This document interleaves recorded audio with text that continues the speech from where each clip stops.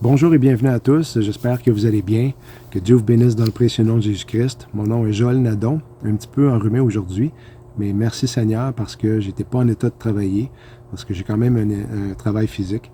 Et puis, suite à ça, ce matin, durant tout l'avant-midi, je me suis assis devant l'ordinateur et puis j'ai mis en place les informations que j'avais accumulées au cours des semaines que je voulais vous partager, ça faisait quelques temps. Qui nous montre vraiment qu'on est vraiment dans les derniers jours et puis que tout se met en place pour que Jésus-Christ revienne très bientôt nous enlever sur des nuées.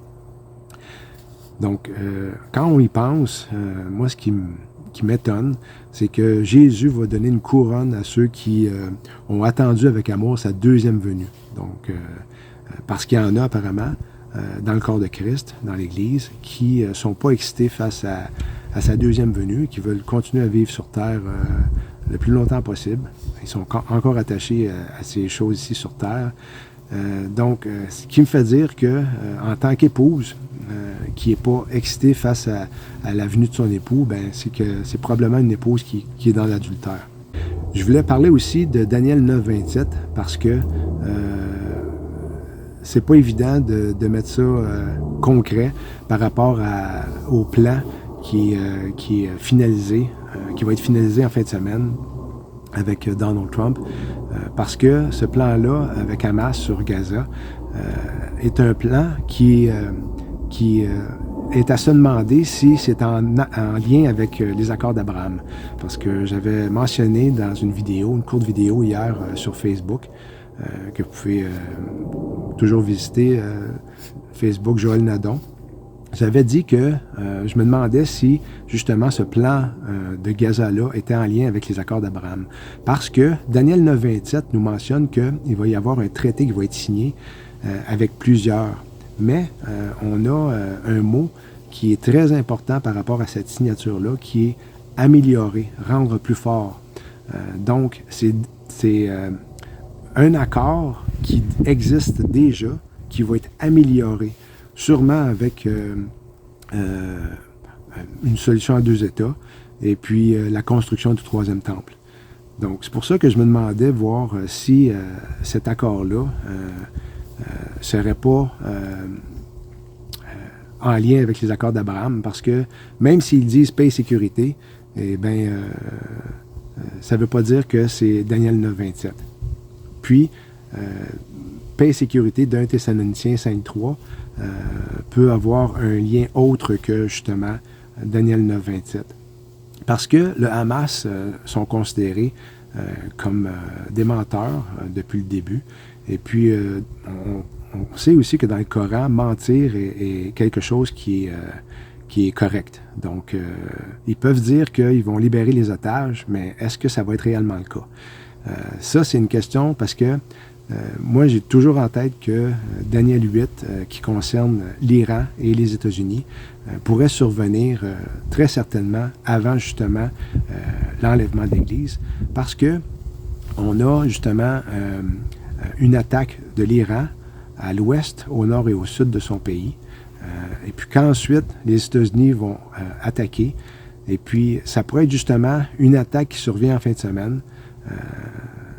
C'est une possibilité. Et puis de là, c'est sûr que Donald Trump pourrait être enragé face à cette attaque-là. Pourquoi je dis ça qu'il pourrait être enragé? C'est que on peut lire dans certaines versions qu'il va s'irriter contre lui en parlant justement du bouc qui s'approche du bélier, qui est l'Iran, le bouc étant les États-Unis.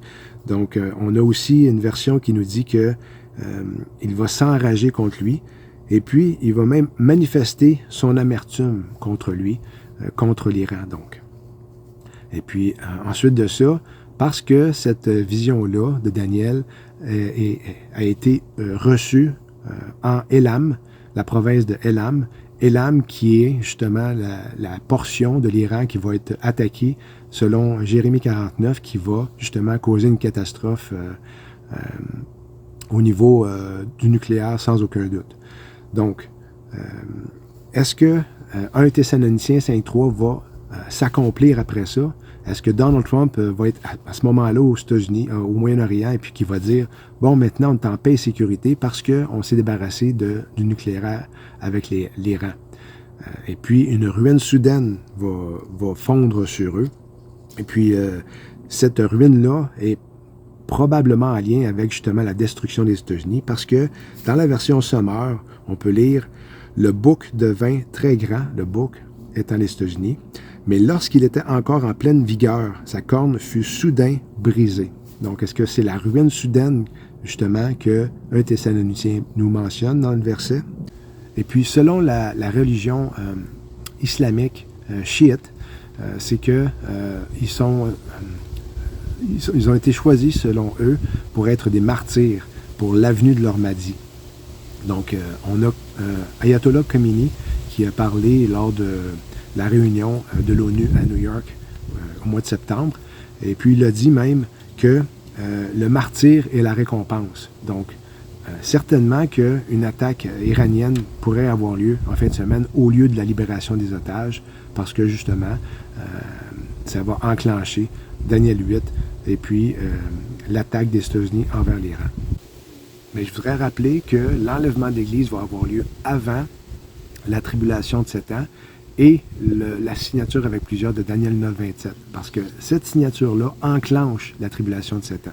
Comme 2 Thessaloniciens nous le dit, 2 Thessaloniciens 2, 3, que personne ne vous séduise d'aucune manière, car il faut que l'apostasie soit arrivée auparavant et qu'on ait vu paraître l'homme du péché, le fils de la perdition.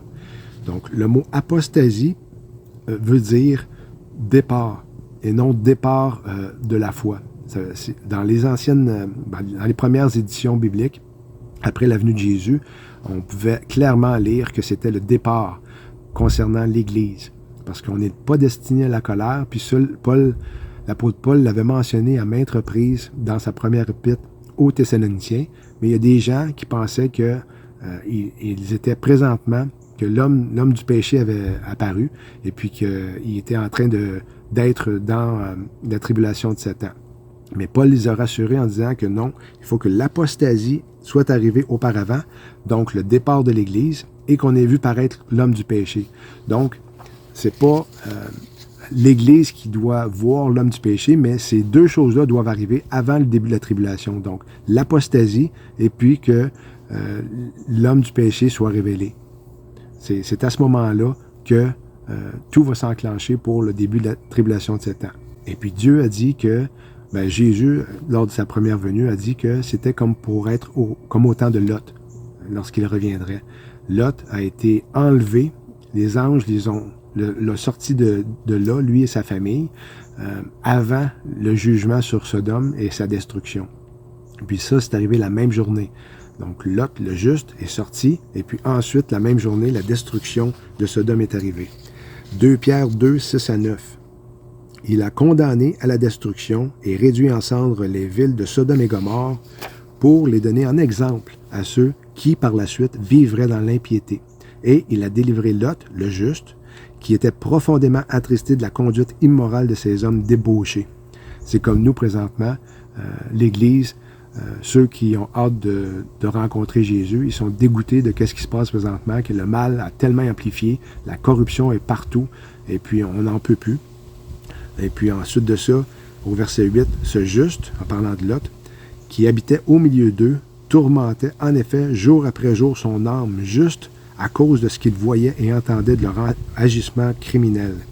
Ainsi donc, le Seigneur s'est délivré de l'épreuve les hommes pieux et gardé les injustes pour le jour du jugement où ils seront punis. Ensuite de ça, on a, dans Apocalypse, on a une chronologie des choses qui vont se passer par rapport au chapitre. Donc, premier chapitre, on a la révélation de Jésus-Christ à la peau de Jean. Et puis, chapitres 2 et 3 sont les 7 lettres à l'Église, aux églises là-bas à ce moment-là, qui représentent des portions aussi de l'Église présente, comme l'Église de Philadelphie qui aime le Seigneur et puis qui a hâte de le revoir, tandis qu'il y a d'autres portions d'autres églises qui définissent d'autres croyants qui sont dans la débauche ou peu importe. Donc, on a après ça le chapitre 4 qui parle de Jean qui est enlevé en esprit au ciel et puis qu'il y a une révélation qui est là-bas en esprit, qui voit le trône de Dieu et puis l'Église qui est présente justement à louer le Seigneur et puis que là, il y a l'ouverture des sceaux à partir du chapitre 6 et puis du chapitre 6 à 19, l'Église n'est pas mentionnée dans ces chapitres-là. On a aussi un exemple dans l'Ancien Testament qui nous montre que l'Église ne fera pas partie de la tribulation de 7 ans, avec Joseph qui avait été élevé au rang d'être le bras droit de Pharaon. Et puis, sa famille avait passé à travers les 7 ans de famine. Donc, c'est un exemple symbolique de l'Église qui est au ciel avec ceux qui restent sur terre pendant la tribulation de 7 ans. Donc maintenant, je vais parler aussi de Donald Trump parce que c'est important de parler de lui, parce qu'il y a beaucoup de versets concernant l'Antéchrist qui ont un rapport avec lui. Et puis, il y a des gens qui me disent que je me concentre trop sur lui, mais moi, je trouve fascinant de voir ce qu'il fait, ce qu'il dit, comment il agit, parce que si c'est lui le futur Antéchrist, ça nous amène à comprendre des choses. Et puis, les prophéties, c'est la parole de Dieu. Donc, même si c'est des prophéties concernant l'Antéchrist, ça se trouve être la parole de Dieu. Donc, il n'y a rien de mal à vouloir identifier peut-être le futur Antéchrist si on prend les prophéties concernant l'Antéchrist et qu'on l'applique à une personne qui les accomplit. Et puis, comme ça, justement, Trump a été comparé à Cyrus.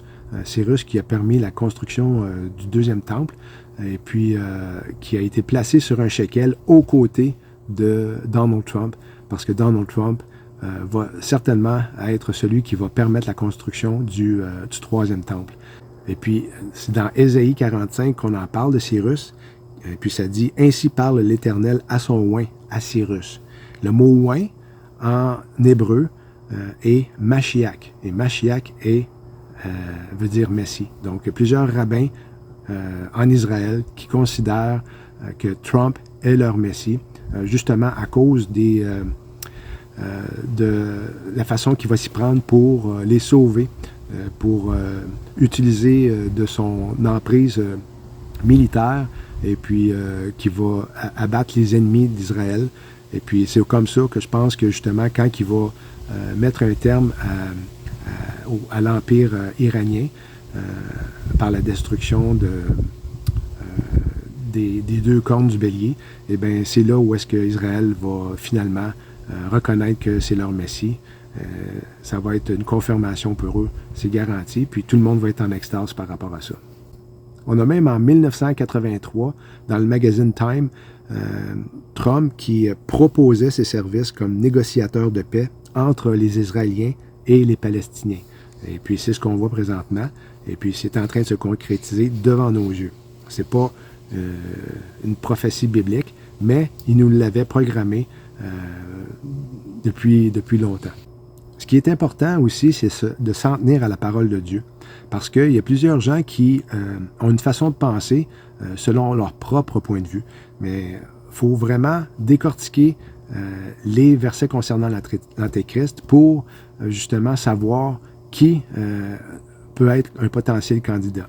Et puis il y en a plusieurs qui pensent que Jared Kushner peut être le futur Antéchrist. Mais si on regarde les prophéties concernant l'Antéchrist, je m'excuse, mais il y a beaucoup plus de versets en rapport à Donald Trump sur l'Antéchrist que Jared Kushner. Et puis Hollywood, en passant, peut se séparer en deux mots, Hollywood. Et puis Hollywood peut faire référence certainement à une baguette magique et puis en rapport avec la sorcellerie. Hollywood a souvent montré que l'Antéchrist était pour être une personne dans la trentaine, de belle apparence, qui se présente bien, qui parle bien, et puis qui a un charisme. Mais ça ne parle pas de ça dans la Bible du tout. Et puis, c'est pour ça que c'est important de s'en référer toujours aux Écritures, parce que quand je fais mention de ça aux gens qui pensent que Jared Kushner est l'Antéchrist, je leur dis justement, est-ce que vous pouvez me donner des versets à l'appui pour supporter votre point de vue? Et puis, il n'y a rien qui se passe. Il n'y a pas de verset qui est donné parce qu'ils n'en ont pas. Il y en a peut-être un. Il y en a un moment donné qui a parlé que le nombre total de son nom égalait à 666, puis qu'il avait acheté un building ou un bâtiment à New York de l'avenue 666, mais je veux dire, c'est pas assez pour me convaincre que ça peut être l'Antéchrist à comparer à Donald Trump. Et puis, qu'est-ce qui fait dire que la sorcellerie est en arrière de cet homme-là, Donald Trump? C'est que, justement, le 13 juillet 2024, il y a eu un événement qui s'est passé, qui a été magistral pour moi, pour justement me convaincre que c'était lui, parce qu'il n'avait jamais reçu de balle sur l'oreille. Du faux sang avait été appliqué sur son oreille, et il avait fait à croire qu'il avait reçu une balle sur l'oreille, mais c'était pas le cas. Et il avait été guéri de ça, apparemment, une semaine plus tard, lorsqu'il avait rencontré Netanyahou à sa résidence Mar-a-Lago. Donc, puis il n'y a personne qui... les dirigeants mondiaux l'ont pas dénoncé, ont été en accord avec lui, et puis toute la terre est en admiration avec lui. Puis voyez ce que Apocalypse 13, 3 dit, la version Sommeur. L'une de ses têtes semblait avoir reçu un coup mortel, comme si elle avait été égorgée. Mais la blessure dont elle aurait dû mourir fut guérie. Là-dessus, le monde entier rempli d'admiration se rangea derrière la bête. Et c'est ce qui s'est passé. Ça a été l'accomplissement pour moi qui a fait en sorte que ça me disait que Donald Trump était définitivement l'Antéchrist. C'est quand même choquant de constater que le président des États-Unis s'est tenu avec des gens qui étaient affiliés à la pédophilie. De 1973 jusqu'à son élection à la présidence en 2016, Donald Trump et ses entreprises ont été impliqués dans plus de 4000 affaires judiciaires devant les tribunaux fédéraux et étatiques des États-Unis, notamment des batailles avec des clients de casinos, des procès immobiliers de plusieurs millions de dollars, des procès en diffamation personnelle et plus de 100 litiges fiscaux commerciaux. Il a également été accusé de harcèlement sexuel et d'agression sexuelle, une accusation ayant entraîné sa responsabilité civile. Lui qui disait qu'il voulait nettoyer le marais alors qu'il est le marais. Il avait promis de mettre les gens en prison. On attend toujours de dévoiler la liste, la fameuse liste qui est encore, qui a été bloquée récemment par le Congrès. Donc, on peut pas renier ça, mettre ça de côté et dire que Jared Kushner est l'Antéchrist quand on regarde la carte de route de Donald Trump.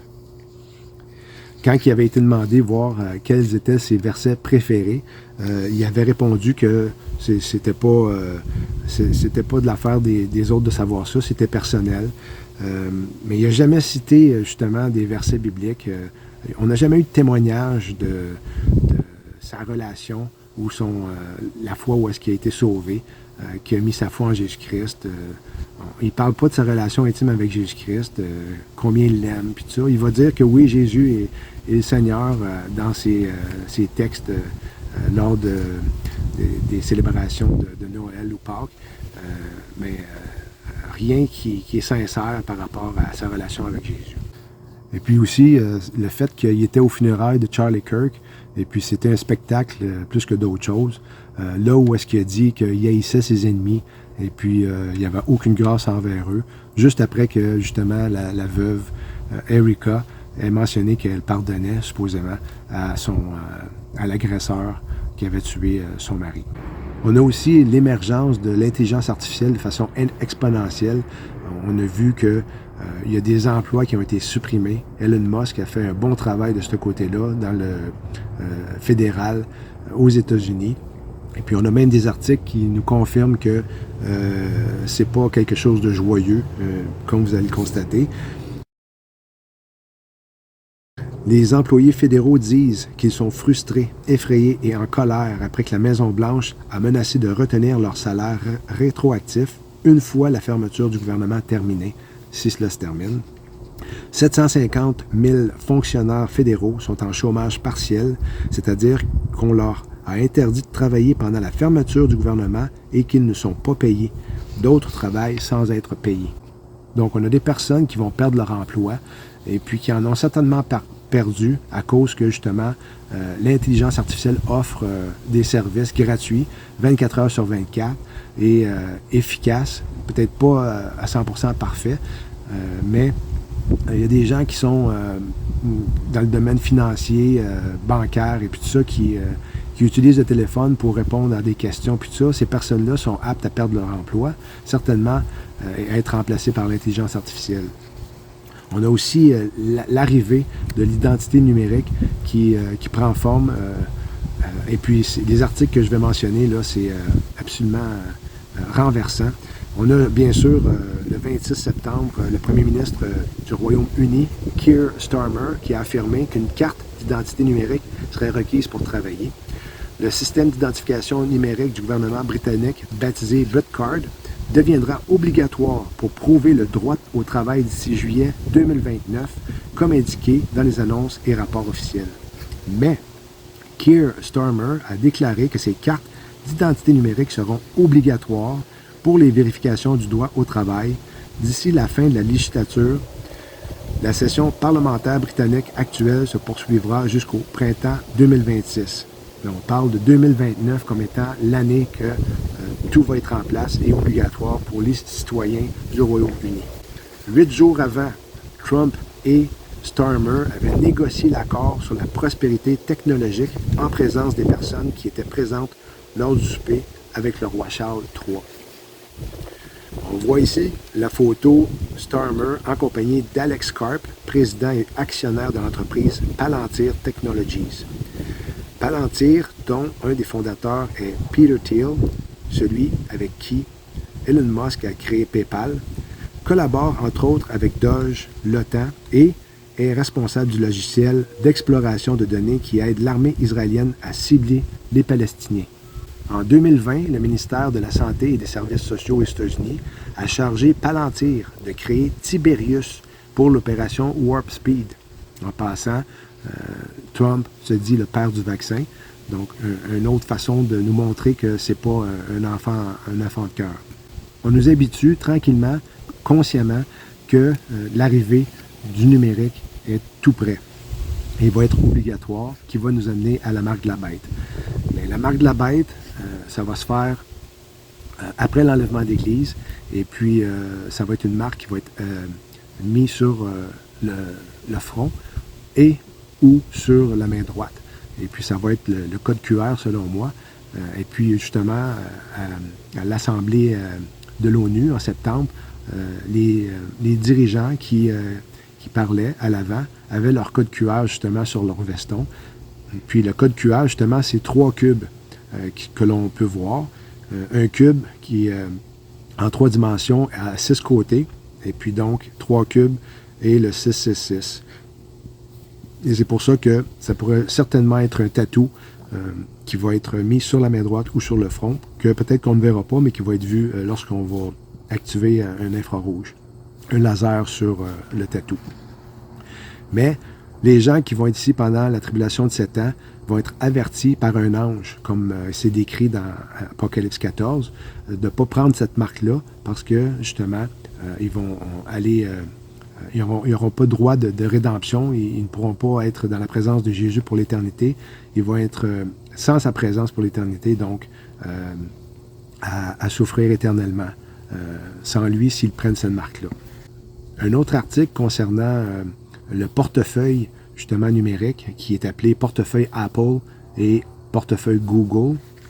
Le portefeuille, justement, en Alberta, au Canada, offre un moyen sûr, privé et pratique d'accéder à vos documents numériques du gouvernement de l'Alberta, comme la carte santé mobile. Ne vous inquiétez plus de perdre ou d'endommager vos cartes physiques. Les documents dont vous avez besoin sont toujours à la portée de main. Avec le portefeuille Alberta, vous contrôlez vos informations. Vous choisissez quand et où utiliser vos documents numériques et ne partagez que les informations nécessaires, garantissant ainsi la protection de vos données personnelles. Rapide et flexible, le portefeuille Alberta simplifie plus que jamais l'accès aux services du gouvernement de l'Alberta. Le Mexique a officiellement introduit un système d'identification numérique en signant une loi qui a transformé le Code citoyen biométrique, auparavant facultatif, en un document obligatoire pour tous les citoyens. Cet identifiant devrait être progressivement introduit pour tous les Mexicains d'ici février 2026. La Thaïlande est devenue un exemple pour l'utilisation des données biométriques dans tous les aspects de la vie. Chaque transaction bancaire est surveillée et scrutée. Toute anomalie perçue est signalée comme fraude et sanctionnée sans procédure régulière. La réglementation a submergé le système, provoquant une véritable crise bancaire.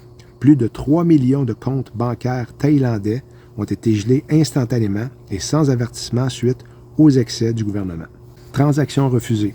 Vous contactez votre banque pour connaître la raison du refus de paiement et apprenez que votre compte a été gelé, et tous vos comptes d'ailleurs. La banque enquête sur vous pour activités suspectes et potentiel blanchiment d'argent ou fraude.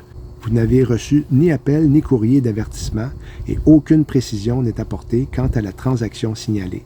Vos comptes sont totalement bloqués et vous ne pouvez plus effectuer d'achat.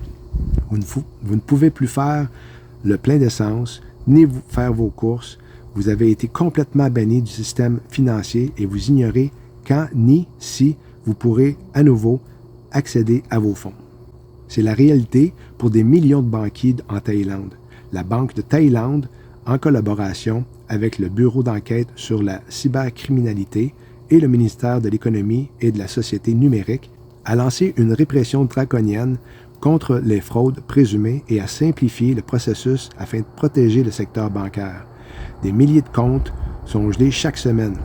Panique, les commerçants n'acceptent plus les cartes et exigent des paiements en espèces, craignant eux aussi d'être exclus du système bancaire. Le gouverneur adjoint de la Banque du Timor oriental, Daruni Saidju, a déclaré publiquement que la Banque centrale s'efforçait de débloquer immédiatement les comptes injustement affectés. M. Saidju insiste sur le fait que de nouvelles mesures permettront aux banques de vérifier les comptes en moins de 48 heures. La confiance dans le gouvernement et l'ensemble du système bancaire s'est évaporée. Les citoyens craignent rationnellement que leur compte soit la prochaine cible sans avertissement. L'intervention excessive du gouvernement a eu l'effet inverse et les citoyens se désengagent complètement du système bancaire. La Banque d'État du Vietnam a lancé un important effort de nettoyage des données en désactivant plus de 86 millions de comptes bancaires dans le cadre d'une initiative nationale de vérification biométrique. Cette initiative découle du projet 06, un projet gouvernemental lancé en 2022 visant à développer un système d'identité numérique unifié avec pour objectif une mise en œuvre complète d'ici 2025 et une vision s'étendant jusqu'en 2030. L'objectif est de créer une société sans argent liquide, de réduire la fraude et de s'aligner sur les normes internationales, telles que celles établies par l'OCDE et le BRI, Banque des règlements internationaux. Avec une population d'environ 101 millions d'habitants, le Vietnam comptait auparavant environ 200 millions de comptes bancaires, dont beaucoup étaient inactifs, en double ou utilisés à des fins frauduleuses, ce qui fait qu'environ 113 millions de comptes personnels et 711 000 comptes organisationnels restaient actifs après vérification. Le dimanche 28 septembre 2025, les électeurs suisses ont approuvé un projet de carte d'identité électronique volontaire avec 50,4% de voix pour et 49,6% contre. Et voici un article daté du 9 octobre. Des Russes établis en Suisse ont vu leur compte bancaire être fermé sans explication. Les destinations de vacances européennes exigeront bientôt que les voyageurs prennent les empreintes de leurs doigts ainsi que des photos à leur arrivée. La France, l'Italie, le Portugal, le Royaume-Uni et 25 autres pays commenceront à mettre en œuvre le nouveau système d'entrée-sortie le 12 octobre sur une période d'environ 6 mois. Le nouveau système d'entrée-sortie entrera en service le 12 octobre 2025 et sera progressivement mise en place à leurs frontières extérieures par les pays européens. Sa mise en œuvre complète est prévue pour le 10 avril 2026. Le système d'entrée-sortie sera déployé aux frontières extérieures de 29 pays européens sur une période de 6 mois. Son déploiement sera progressif, commençant par la collecte des données biométriques telles que les images faciales et les empreintes digitales. For the first time, going to go through the entry-exit system process.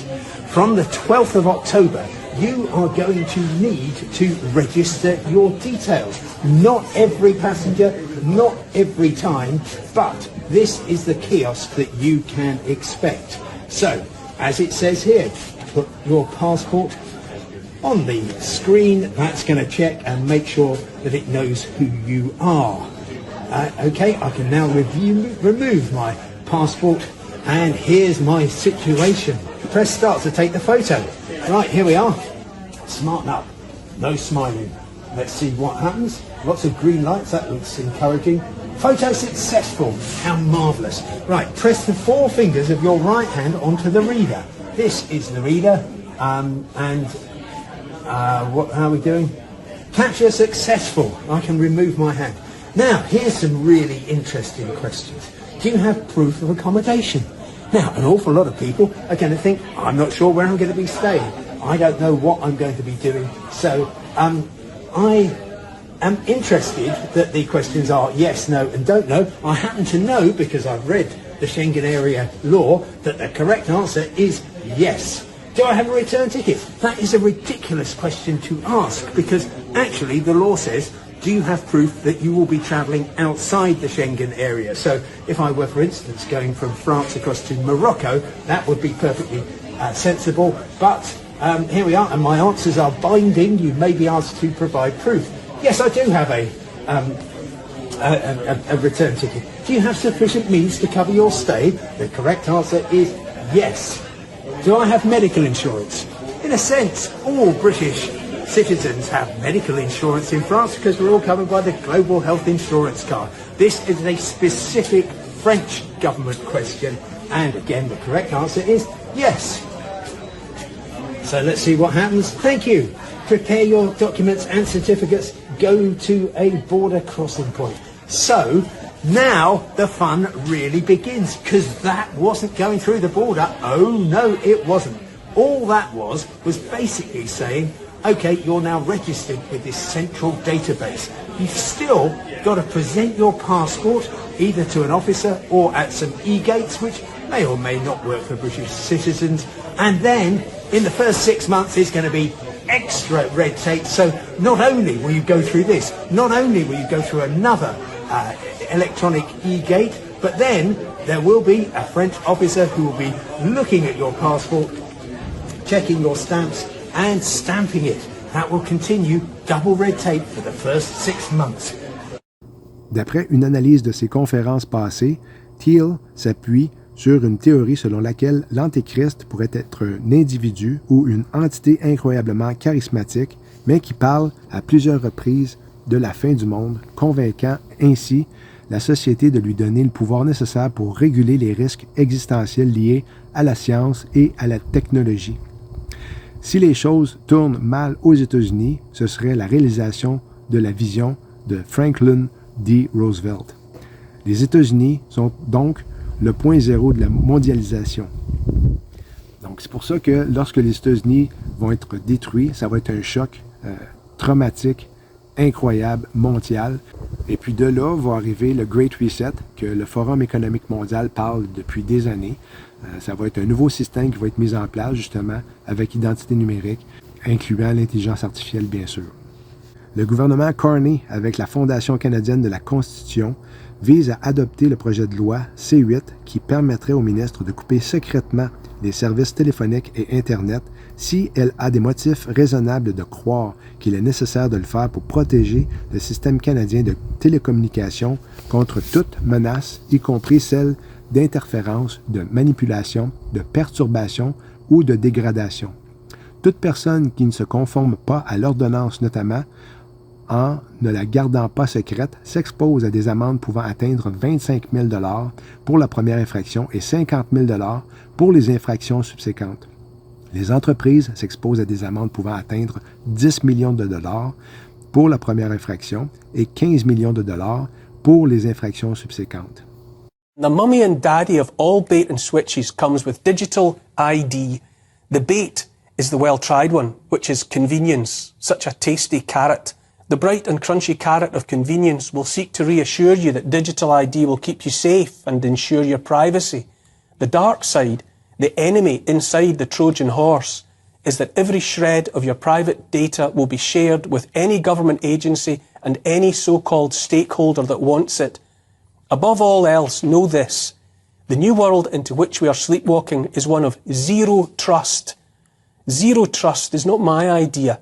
It's the official foundation of your future. Zero trust means each one of us is regarded as a criminal until we can prove otherwise by exposing every scrap of our data. We will be guilty until we prove our innocence. To shop online, you'll have to use your digital ID to prove you are who you are. Just to read your email, to use online banking, even to open your computer will require your digital ID. You'll be in digital jail until you open it with your digital key. All of this can be connected to your carbon footprint and the rest of your social credit score. Make no mistake, all of it is on the Chinese model that enables the state to watch, track and record everything you do and everywhere you go. The cameras are already in place around us and in our phones and screens alongside the microphones that can listen. All of this can be tied to a central bank digital currency, not actual money you can hide under the mattress, just a digital credit rating monitored before any and every transaction. Imagine a future where artificial intelligence watches you try and charge your electric vehicle or put fuel in your old car and decides you've already emitted too much CO2 this month. Result, no power or fuel for you. Or you try and buy a steak and the AI decides you've consumed enough environment-wrecking beef. You can't buy it. Imagine you want to travel to London for a meeting and the AI decides you've tweeted something the government doesn't like. No ticket for you. For the longest time, most of us have been slaves to debt. In the future, we are to be digital slaves, our every move under round-the-clock surveillance and subject to the yes or no of Big Brother. When it comes to bait and switch, this is the end game. Once digital ID is in place, they won't need the bait anymore because we'll have swallowed it. En parlant aussi d'intelligence artificielle et de son emprise mondiale, on a l'article ici qui mentionne qu'une ministre virtuelle générée par l'intelligence artificielle, baptisée Diela, officiellement en charge des marchés publics, s'est adressée jeudi au Parlement. Donc, non seulement l'intelligence artificielle a un nom, mais c'est vu comme une personne. D'où l'émergence, justement, de l'image de la bête mentionnée dans le livre de l'Apocalypse. Un autre article concernant l'intelligence artificielle par rapport à Charlie Kirk. Le pasteur de la méga-église Jack Graham était en plein milieu de son message dominical à l'église baptiste de Prestonwood à Plano, au Texas, le week-end dernier, lorsqu'il a marqué une pause pour illustrer une illustration de sermon inhabituel. Après avoir encouragé les fidèles à réagir au meurtre du militant chrétien conservateur Charlie Kirk en se tournant vers Dieu, il a demandé à l'Assemblée d'écouter un extrait audio d'environ 1 minute où l'on entendait Kirk prononcer un bref discours. À la fin du clip, qui encourageait les auditeurs à prendre leur croix et à se remettre au combat, l'Assemblée a applaudi sans relâche. Quelques secondes plus tard, elle s'est levée pour une ovation. Mais l'extrait qu'ils écoutaient n'était pas, en réalité, celui de Charlie Kirk d'outre-tombe. Comme Graham l'a clairement indiqué en présentant le clip, l'Assemblée écoutait une production entièrement générée par l'intelligence artificielle. L'extrait devenu viral en ligne était une version clonée de la voix de Kirk, délivrant ce qui semblait être une réponse générée par l'intelligence artificielle provenant d'un chatbot demandant à Kirk ce qu'il dirait après sa propre mort. Donc, j'espère que vous avez apprécié. J'ai fait du mieux que j'ai pu pour vous partager des informations sans que ça soit trop décousu. Et puis, bon, on surveille ce qui se passe en fin de semaine, bien sûr, parce que ça devrait bouger, il devrait y avoir de l'action. Et puis, en tout cas, c'est du moins ce que je pense. Donc, c'est à surveiller. D'ici là, ben, on continue de s'accrocher au Seigneur, lui qui nous donne la paix, la joie, et puis son amour qui nous envahit pour justement qu'on parle de Jésus et de la bonne nouvelle qui est venue sur terre pour sauver l'humanité en payant le prix à la croix. Lui qui est mort pour nos péchés, parce qu'on est tous pécheurs, selon ce que la Bible dit dans Romains. On mérite la mort à cause de nos péchés. Mais Jésus est venu nous racheter par sa mort à la croix et son sang qui a versé pour nous par pure grâce. Donc, si vous n'êtes pas sauvés et puis vous voulez vivre avec Jésus pour l'éternité et éviter la tribulation de 7 ans, eh bien, je vous invite fortement à le faire maintenant et de mettre votre confiance en Jésus. Et puis de mettre votre foi en lui. Et je vous garantis que vous ne le regretterez pas. Moi, j'ai pris cette décision-là. Ça a été la meilleure décision que j'ai prise de ma vie. Et puis, je le remercie tous les jours parce que ça a changé ma vie. Il a changé ma vie. Et puis, il le fait par son esprit. C'est pas moi, par mes propres forces qu'il le fait, mais c'est bien lui qui le fait parce qu'il est tout-puissant. Amen. Shalom.